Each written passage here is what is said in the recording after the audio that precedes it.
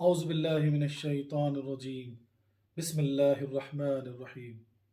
إن الله وملائكته يصلون على النبي يا أيها الذين آمنوا صلوا عليه وسلموا تسليما. اللهم صل على سيدنا محمد وعلى آل سيدنا محمد وبارك وسلم.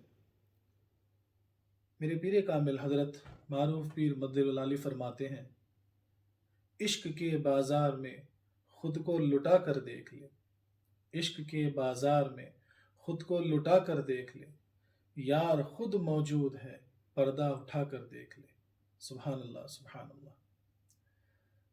ایک مرتبہ کا واقعہ ہے، حضرت نظام الدین اولیاء رحمۃ اللہ علیہ اپنی خانقاہ میں جلوہ افروز تھے، آپ بیٹھے ہوئے تھے، ایک سید صاحب تشریف لاتے ہیں اور آپ سے مدد طلب کرتے ہیں کہ میری بیٹیوں کی شادیاں ہیں اور مجھے پیسے کی ضرورت ہے۔ بہت سارے لوگوں سے میں نے پوچھا، سب نے مجھے بتایا کہ آپ کے یہاں جو پریشان حال ہیں ان کی مدد کی جاتی ہے، تو میں یہ آس لے کر آپ کے پاس آیا ہوں تاکہ کچھ مال مجھے مل جائے تو میں اپنی بیٹیوں کی شادی کر سکوں۔ حضرت نظام الدین اولیاء رحمۃ اللہ علیہ سرکار فرماتے ہیں، جی سید صاحب، آپ میرے مہمان ٹھہرے اور آج خانقاہ میں جو بھی نذرانہ پیش ہوگا وہ آپ کا ہوگا۔ سید صاحب بڑے خوش ہو گئے، بولے اتنی بڑی خانقاہ، لوگوں کا ہجوم ہے، سوچے کہ چلو مجھے اچھی امداد مل جائے گی تاکہ میں اپنی بیٹی کی شادی کر سکوں۔ صبح سے شام ہو گئی، لوگ آتے رہے لوگ جاتے رہے، لیکن سید صاحب حیران ہو گئے کہ کوئی نذرانہ نہیں آیا، یعنی مال جمع نہیں ہوا۔ جب شام ہوئی تو سید صاحب تھوڑے سے مایوس ہوئے۔ حضرت نظام الدین اولیاء سرکار فرماتے ہیں کہ سید صاحب آپ مایوس نہ ہوں، آپ کل بھی میرے مہمان ٹھہرے۔ اور دوسرے دن پھر صبح ہوئی، لوگوں کا ہجوم شروع ہوا اور شام تک کوئی مال پھر جمع نہ ہوا۔ اب سید صاحب بہت پریشان ہو گئے، مایوس ہو گئے، عقیدت کو چوٹ پہنچی۔ لیکن حضرت نظام الدین اولیاء سرکار فرماتے ہیں، سید صاحب آپ پریشان مت ہوں، اپنا دل آجودہ نہ کریں، آپ ایک دن اور میرے پاس مہمان ٹھہرے، کل بھی جو خانقاہ میں نذرانہ آئے گا وہ آپ کا ہوگا۔ چنانچہ تیسرے دن بھی وہی واقعہ ہوا، صبح سے شام ہو گئی، لوگوں کا ہجوم آتا رہا جاتا رہا، لیکن کوئی مال جمع نہ ہوا۔ اب سید صاحب کی عقیدت ٹوٹ چکی تھی، بہت مایوس ہو چکے تھے، اور آپ نظام الدین اولیاء سرکار کے پاس جاتے ہیں اور جانے کی اجازت طلب کرتے ہیں۔ سرکار نظام الدین اولیاء آپ کو کہتے ہیں کہ سید صاحب آپ مایوس مت ہوں، دل آجودہ نہ کریں، آپ ایک کام کریں، آپ میری یہ جوتی لے جائیں، اور اپنی جوتی سید صاحب کو دیتے ہیں۔ سید صاحب لینا تو نہیں چاہتے تھے، لیکن اتنا ادب جانتے تھے، اس لیے اپنے دامن کو پسایا اور آپ کی جوتی لے کر وہاں سے چلے گئے۔ نہایت ہی افسردہ پریشان حال، سوچنے لگے کہ اب میں اپنی بچیوں کی شادی کیسے کروں گا۔ چلنے لگے، رات کا وقت ہوا تو ایک مسافر خانے میں جا کر ٹھہر گئے، اور وہیں سے حضرت امیر خسرو رحمۃ اللہ علیہ کی سواری آ رہی تھی۔ آپ کہیں بادشاہ کے پاس سے آ رہے تھے، بادشاہ نے آپ کو کافی انعام و اکرام دیا تھا، جس میں گھوڑے شامل تھے اور کچھ سپاہی بھی دیے تھے جو اس حفاظت سے آپ کو آپ کے گھر پہنچا دیں۔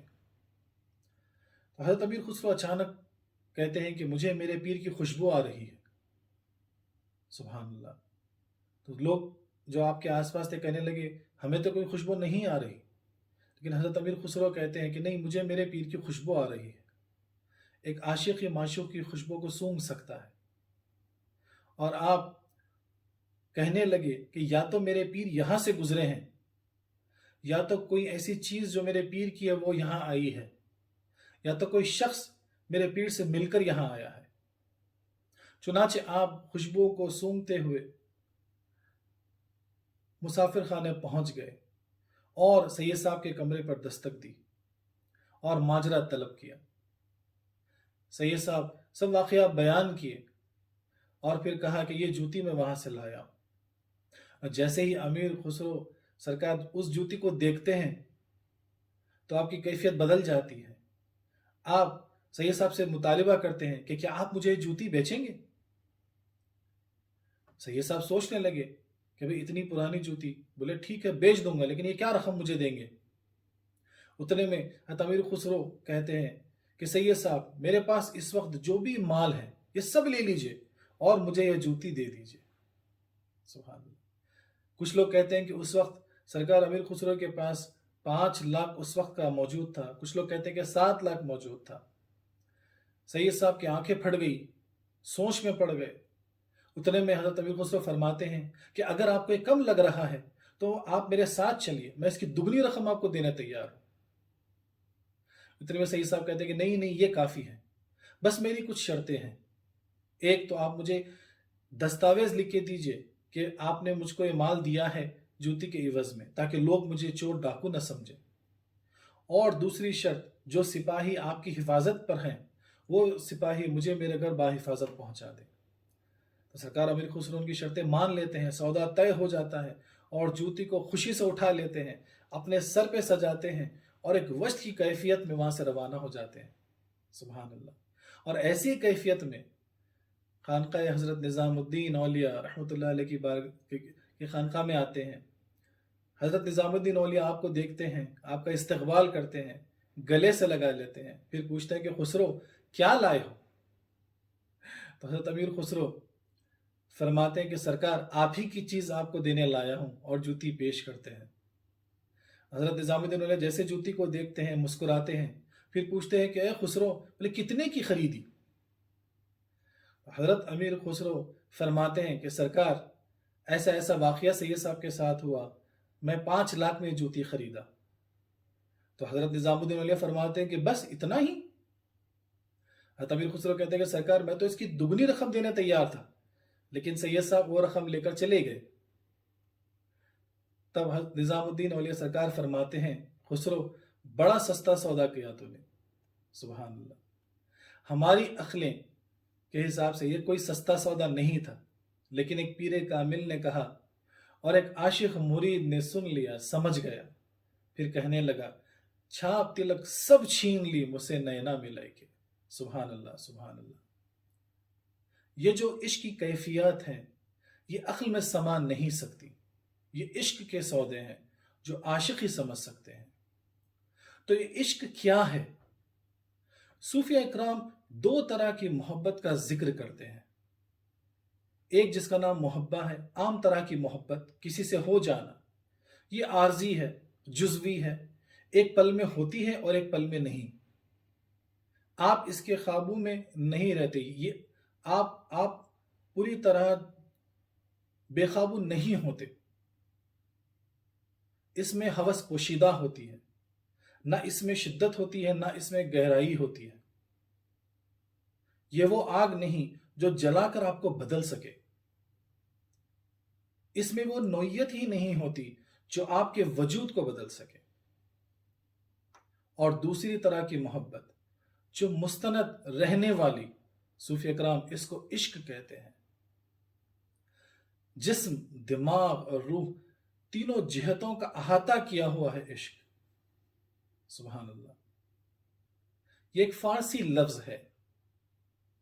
एक शख्स जो लेक्सिको पर जवाहिर लेक्सिकोग्राफर जौहरी इश्क का मतलब बताते हैं कि शिद्दत मोहब्बत हो जाना, यानी शिद्दत मोहब्बत ही इश्क है। और इसके अल्फाज आशाखा, ये एक आईवी पौधे से माखूज है जो खुद को दूसरे पौधों के अतराफ समेटता है, वैसे ही जैसे एक आशिक अपने माशूक से जुड़ जाने का जज्बा रखता है। बिना कोई मतलब के, बगैर कोई हवस के जो मोहब्बत इलाही में डूब जाते हैं तो उसे वो इश्क कहलाता है। सुभान अल्लाह। कोई इसके करीब है, कोई इसमें गुम है, तो कोई इसमें खो चुका है।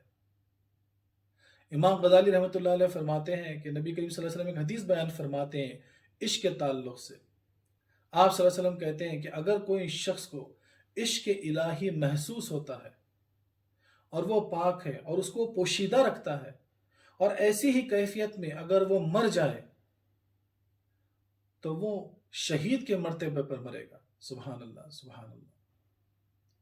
इश्क उनके लिए है जो सब कुछ कुर्बान करने तैयार हो। اللہ तबारक व तआला के जितने रसूल गुजरे, जितने नबी गुजरे, जितने पैगंबर गुजरे, जितने वली गुजरे, सब आशिक थे अल्लाह के। एक मरतबा का वाक़या है हज़रत इब्राहीम अलैहिस्सलाम के दौर में, जब जिब्राइल अमीन अल्लाह तबारक व तआला की इजाज़त से हज़रत इब्राहीम अलैहिस्सलाम को आजमाने के लिए आते हैं। हज़रत इब्राहीम अलैहिस्सलाम के पास बहुत बड़ा रेवड़ था। कोई कहता है कि 1000 बकरियों का रेवड़ था, कोई कहता है कि 3000 बकरियों का रेवड़ था, और आप उस वक्त बकरियों को रेवड़ को चरा रहे थे। तो जिब्राइल अमीन इंसानी शक्ल में वहां आ जाते हैं और अल्लाह की तस्बीह, अल्लाह का जिक्र करते हैं। किसी ने कहा आपने अल्लाह का जिक्र किया, तो किसी ने कहा कि आपने वो तस्बीह पढ़ी जो हम अक्सर तरावी के दरमियान पढ़ते हैं, सुभान अल्लाह ज़िल मलिक वल मलकूत, सुभान अल्लाह ज़िल अज़मति वल इज़्ज़ति वल अज़मति वल हैबति वल क़ुदरति वल किब्रिया वल जबरूत। जैसे ही जिब्राइल अमीन वो तस्बीह पढ़ते हैं, वो अल्लाह का जिक्र करते हैं, इब्राहीम अलैहिस्सलाम की कैफियत बदल जाती है। हम भी तो महबूब का नाम 1000 दफ़े अपनी कानों से सुनते हैं, लेकिन हम पर वो कैफियत, हमारे वजूद में वो वसअत पैदा नहीं होती। इब्राहीम अलैहिस्सलाम बेचैन हो गए, जिब्राइल अमीन के पास पहुंच गए, बोले ऐ शख्स बताओ क्या अभी आपने मेरे महबूब का जिक्र किया था? जिब्राइल बोले जी हाँ। तो इब्राहीम अलैहिस्सलाम बोले कि क्या तुम मुझे फिर से मेरे माशूक का जिक्र करके सुना सकते हो? जिब्राइल अमीन बोले पहली मर्तबा जब मैं जिक्र किया तो मेरी मर्जी से किया, और इस बार अगर करूंगा तो आप मुझे क्या दोगे? तो इब्राहीम अलैहिस्सलाम बोले कि ये जो रेवर है इसका आधा हिस्सा आप ले लो। फिर जिब्राइल अलैहिस्सलाम अल्लाह का जिक्र करते हैं, तस्बीह बयान करते हैं। इब्राहीम अलैहिस्सलाम की कैफियत बदल जाती है, आप वक्त की कैफियत में आ जाते हैं। और जब जिब्राइल अमीन जाने लगते हैं तो आप फिर उनको पकड़ लेते हैं, बोलते हैं कि फिर से मुझे मेरे माशूक की वो तस्बीह सुना दो, वो जिक्र सुना दो। जिब्राइल अमीन बोलते हैं कि इस बार क्या दोगे? तो इब्राहीम अलैहिस्सलाम कहते हैं कि ये जो आधा रेवर बचा हुआ है, बोले ये भी ले लो। सुभान अल्लाह। तो जिब्राइल अमीन जब अल्लाह का जिक्र करते हैं, तस्बीह बयान करते हैं, तो फिर आप में वो कैफियत, वो सुरूर पैदा हो जाता है। और जब जिब्राइल अमीन जाने लगे तो फिर आपको पकड़ लेते हैं, कहते हैं कि एक बार और मेरे माशूक का जिक्र कर दो, वो तस्बीह बयान कर दो। है सुभान अल्लाह। जिब्राइल अमीन पलट कर पूछते हैं कि इस बार क्या दोगे? रेवड़ तो पूरा दे चुके। तो कुर्बान जाएं, इब्राहीम अलैहिस्सलाम फरमाते हैं कि पूरा रेवड़ तो दे दिए, लेकिन इस रेवड़ को चराने के लिए तुम्हें चरवाहा भी तो लगेगा। मतलब तुम मेरे माशूक की तस्बीह बयान करते रहो, जिक्र करते रहो, और मैं तुम्हारा गुलाम बनकर तुम्हारे बकरियों को चराता रहूंगा। सुभान अल्लाह, सुभान अल्लाह। बस ये कहना ही था, रहमत जोश मारी। इब्राहीम जिब्राइल अलैहिस्सलाम अपनी असल में आ गए और कहें बेशक आप अल्लाह के खलीलुल्लाह हैं, आप अल्लाह के सच्चे आशिक हैं। सुभान अल्लाह, सुभान अल्लाह। ऐसी मोहब्बत जो जज्बाती हो, एक दिन आप मोहब्बत में हो और दूसरे दिन आप हसद की कैफियत में हो, बग़्ज़ की कैफियत में हो, कीना की कैफियत में हो, तो ये इश्क नहीं है। इश्क में एक बहुत गहराई है, हम वक्त अपने माशूक के तवाफ में रहता है इश्क। सुभान अल्लाह। ये दिखावा नहीं है, ये आपकी शख्सियत को बदल देता है, फिर आपकी शख्सियत से होते हुए ये आपका वजूद बन जाता है। सुभान अल्लाह। इश्क एक ऐसी कीमियाई तब्दीली है जो आपके अना को ख़त्म कर देती है। बिन शराब के हम वक्त नशे में रहते हैं आशिक, और जो इश्क करता है वही इसका मज़ा चख सकता है, वही इसको समझ सकता है। एक ऐसी बेखुदी जिसमें हक़, यकीन और अकीदत, सदाकत और सफ़ाए ख़ल्क़ की चाशनी में बार बार गंदक किया जाता है। लफ्ज़ इश्क बोलें तो सूफिया आरिफों के कलाम, उनकी मौसीकी और उनके जादुई रस के दरवाजे हम खोल देते हैं। ख़ल्क़ की और रूह की गहराइयों को छूने वाली इंतहाई इश्तियाल अंगेज शायरी इश्क के बारे में तहरीर की गई है। और आशिक बनना है तो एक क्वांटम लीप लेना होगा। ये एक गैर अखली, गैर हिसाबी इक़दाम है, और जो हिसाब किताब में रह गया वो बाजार का हिस्सा बनकर रह गए, वो मजाजी दुनिया में रह गए। इसलिए कहने वाले ने क्या खूब कहा है, इश्क की तेरा مقصد حیات ہے اے آدم، عشق ہی تیرا مقصد حیات ہے اے آدم، نماز مومن کی اذاں یہی تو ہے، نماز مومن کی اذاں یہی تو ہے، جان رہتے جان لے اگر یہ راز تو، کامیابی روز محشر ہے منتظر۔ سبحان اللہ، سبحان اللہ۔ قرآن پاک میں سورہ بقرہ میں آیت 165 میں اللہ تبارک و تعالیٰ فرماتے ہیں والذین آمنوا اشد حب للہ، سبحان اللہ، یعنی اور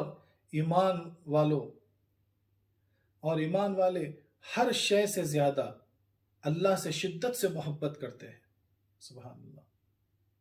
ہمارا ایمان یہ ہے کہ ہم بن دیکھے اللہ کو مانتے ہیں، اور جب ایمان کامل ہوتا ہے، کمالات کے درجے پر پہنچتا ہے، عشق شروع ہوتا ہے، اور جب عشق پروان پر چڑھ کر انتہا پر پہنچتا ہے تو ہر جہاں جلوے ہی جلوے نظر آتے ہیں، سبحان اللہ۔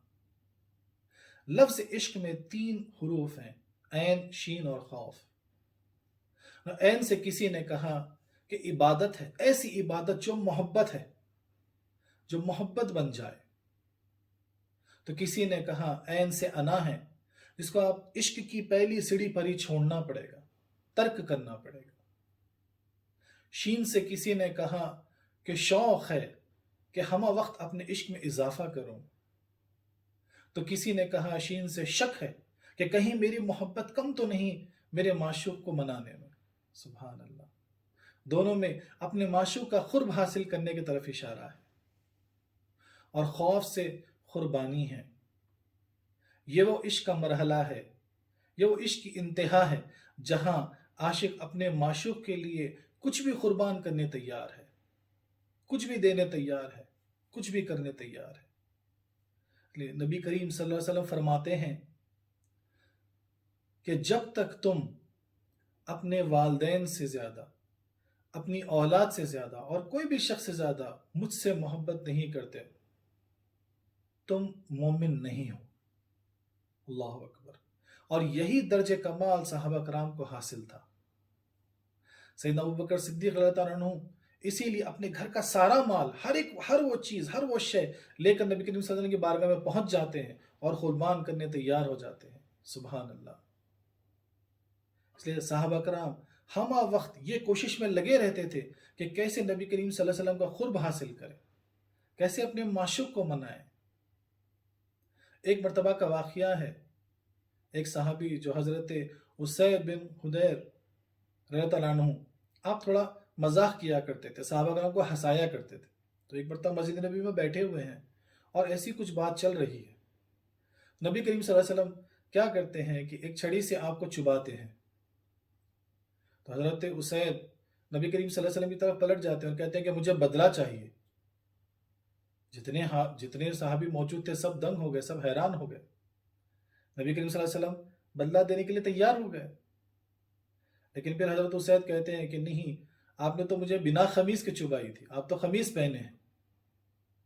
اب صحابی تھوڑا حیران ہو گئے، کچھ تھوڑا غصے میں آ گئے، لیکن نبی کریم صلی اللہ علیہ وسلم جیسے ہی اپنا خمیز اٹھائے تو حضرت اسید آپ کو لپٹ گئے اور مہر نبوت کو بوسہ دے دیا اور کہا کہ یہی میرا مقصد تھا۔ سبحان اللہ، سبحان اللہ۔ کیا پیارا انداز ہے ایک عاشق اور معشوق کے درمیان۔ یہ وہ عشق ہی ہے جو کوئی مکتب میں سکھایا نہیں جاتا، یہ پیر کامل کے در سے حاصل ہو سکتا ہے۔ سبحان اللہ، سبحان اللہ۔ عشق کے دو طرح کے عشق بتائے گئے ہیں۔ ایک عشق مجازی، یعنی خدا کی کوئی مخلوق سے عشق ہو جانا، محبت ہو جانا، جس میں نفسانی اور جسمانی لذت شامل ہو سکتی ہے۔ لیکن صوفیہ کرام بتاتے ہیں کہ عشق الہی یا عشق حقیقی، خدا سے محبت ہونا، یہ ایک ایسا درخت ہے، اور عشق مجازی اس کی شاخیں ہو سکتی ہیں، اور ایک پیر کامل کے قرب سے یہ عشق مجازی تبدیل ہو سکتا ہے عشق حقیقی میں۔ سبحان اللہ، سبحان اللہ۔ صوفیہ کرام کئی طرح کے طریقے بتا چکے ہیں کہ کیسے اپنے عشق کو پروان چڑھایا جا سکتا ہے، کیسے عشق حقیقی میں ہم کامل ہو سکتے ہیں۔ سبحان اللہ۔ تصوف ایک انسانی شعور میں بڑی بڑی تبدیلی ہے، اور یہ شعور کو بدل کر، یہ شعور کو پروان چڑھا کر عشق میں تبدیل کیا جا سکتا اور فنا اور بقا تک پہنچا جا سکتا، کیونکہ فنا میں ہی بقا پوشیدہ ہے۔ لیکن اگر آپ اپنی عقل کے حساب سے، اپنی انا کے حساب سے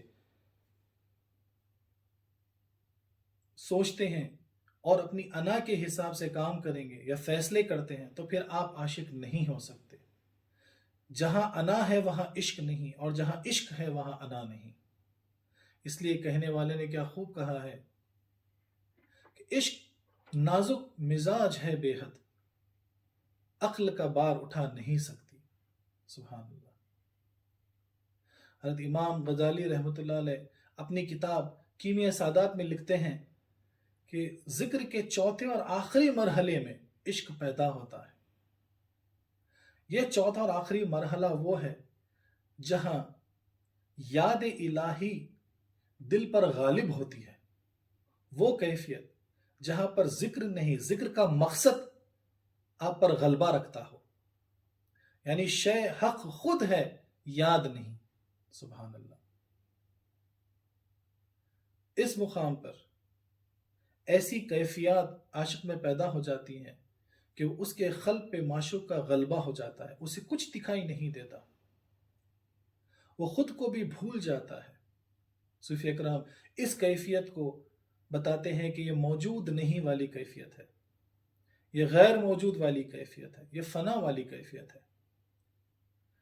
ایک چھوٹی سی مثال سے میں آپ کو سمجھاتا ہوں کہ لیلا اور مجنو کا جو فسانہ تھا، مجنو لیلا کے عشق میں گرفتار ہو جاتا ہے، نہ اسے کھانے کی فکر، نہ اسے کپڑوں کا ہوش، نہ اسے لوگوں کی گالی سے فرق پڑتا تھا، نہ اسے لوگوں کے پتھروں سے درد ہوتا تھا۔ ایسی وہ بے حال بے سختہ گھومتا رہا۔ کچھ وقت کے بعد لیلا کے پاس آتا ہے اور دروازے پہ دستک دیتا ہے۔ لیلا پوچھتی ہے کہ کون ہے؟ مجنو بولتا ہے کہ میں مجنو ہوں، دیکھ میں نے تیرے عشق کو کتنا پرواں چڑھا لیا، اب نہ کھانے کی فکر ہے، نہ کپڑوں کا ہوش ہے، نہ گالی اثر کرتی ہے، نہ مار کا درد ہوتا ہے، بس تیرے عشق میں بے ساختہ میں گھومتا ہوں۔ لیلا بولی کہ نہیں، ابھی تجھے عشق کو اور پروان چڑھانا ہے، جا پھر پروان چڑھا کرا۔ مجنو چلا جاتا ہے۔ کچھ عرصے کے بعد وہ پھر آتا ہے اور لیلا کے دروازے پہ دستک دیتا ہے۔ لیلا بولی کون ہے؟ مجنو بولا میں مجنو ہوں، میں نے اب تیرے عشق کو اتنا پرواں چڑھا لیا کہ ہر جگہ مجھے تو ہی دکھائی دیتی ہے، مجھے لیلا ہی لیلا نظر آتی ہے۔ لیلا بولی نہیں، تجھے اپنے عشق کو اور پروان چڑھانا ہے۔ مجنو پھر چلا گیا، گھومتا رہا۔ کچھ عرصے بعد آیا، لیلا کے دروازے پہ دستک دی۔ لیلا نے پوچھا کون ہے؟ مجنو بولا میں لیلا ہوں، اب میں نے تیرے عشق کو ایسے پروان چڑھا لیا کہ ہر جہاں مجھے تو ہی تو دکھتی ہے، خود میں بھی مجھے تو ہی نظر آتی ہے۔ سبحان اللہ، سبحان اللہ۔ صوفی اکرام اس کیفیت کو جہاں عاشق خود اپنے آپ کو فراموش کر لیتا ہے، یہ غیر موجود والی فنا والی کیفیت ہے، اس کیفیت سے ہی وہ بقا ہو جاتا ہے۔ سبحان اللہ، سبحان اللہ۔ جب ہم انا کو چھوڑ دیتے ہیں تو عشق ہر سمت سے گھیر لیتا ہے، دلکشی سے شروع ہو کر انس میں بدل کر پھر محبت میں تبدیل ہو کر عقیدت کامل کے ذریعے عبادت کی لہروں پر سوار ہو کر جنون کی چاشنی میں عشق پروان چڑھتا ہے، پھر فنا ہو کر بقا ہو جاتا ہے۔ سبحان اللہ، سبحان اللہ۔ جنون عشق سے خدا بھی نہ بچ سکا اقبال، جنون عشق سے خدا بھی نہ بچ سکا اقبال، تذکرہ حسن یار میں سارا قرآن لکھ دیا۔ سبحان اللہ، سبحان اللہ۔ میں دعا گو ہوں کہ نبی کریم صلی اللہ علیہ وسلم کے صدقہ طفیل میں، میرے پیر و مرشد حضرت معروف پیر کے صدقہ طفیل میں مولا ہمیں عشق حقیقی کی چاشنی و لذت اس دنیا میں نصیب کرے، ہمیں سچا عاشق بنا دے اپنا اور اپنے حبیب پاک صلی اللہ علیہ وسلم کا. ہمیں فنا فی الشیخ کی منزل، پھر فنا فی الرسول اور فنا فی اللہ کی منزلوں سے ہمیں جو ہے کامیابی عطا کرے. وآخر دعوانا ان الحمد للہ رب العالمین.